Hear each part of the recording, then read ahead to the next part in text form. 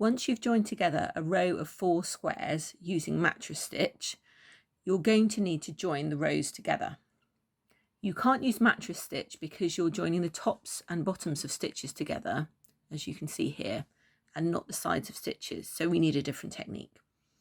And that technique that we're going to use is called false grafting. You can, of course, backstitch them, but false grafting gives you more control over the tension. And the first thing I'd recommend that you do is use some stitch markers to join key points of your row together. So here I've joined a point where 4 squares meet, and I've also joined the center of 2 squares together. And this means that as I'm working, I'm not going out of alignment. So what we'll do is we'll take our needle and our working yarn. I'm going to catch the bottom square first. And so what you need to do is go under the bars of that very first stitch. Now the bars are what I would call the vertical. They almost look like plaits. I'll show you here.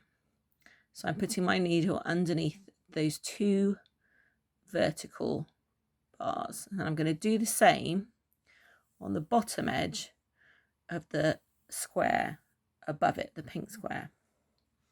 Now you can see I'm using green yarn, but that doesn't matter because what we're going to do is another invisible technique. So again, I'm going to take my needle and I'm going to go underneath the 2 bars. Can you see there's 2 bars there? That's 1 stitch that I'm going underneath.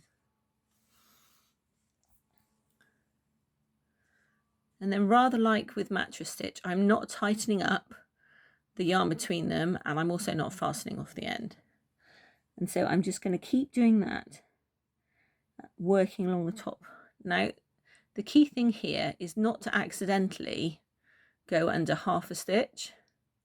That's just half a stitch there, or miss half a stitch. You need to make sure that you're always going underneath 2 bars of the following stitch. And again, I'll do the top.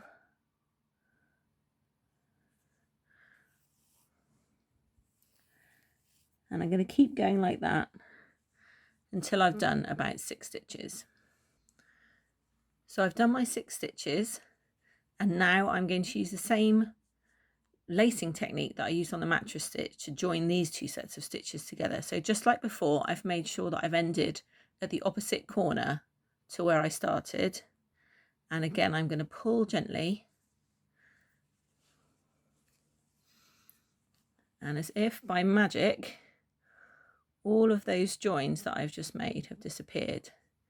And so you can see why it doesn't actually matter what yarn colour I'm using here, because the seam that I'm making is going to be completely invisible. And I'll keep doing that until I've worked all the way along the row. And what I'm going to do as I work is make sure that I stay in alignment so that my middle stitches in a square line up, and where 4 squares meet, that point also lines up so that it keeps looking really neat. So this is what the blanket looks like as it's starting to stitch together. As you can see, you can create a really neat join using the false grafting.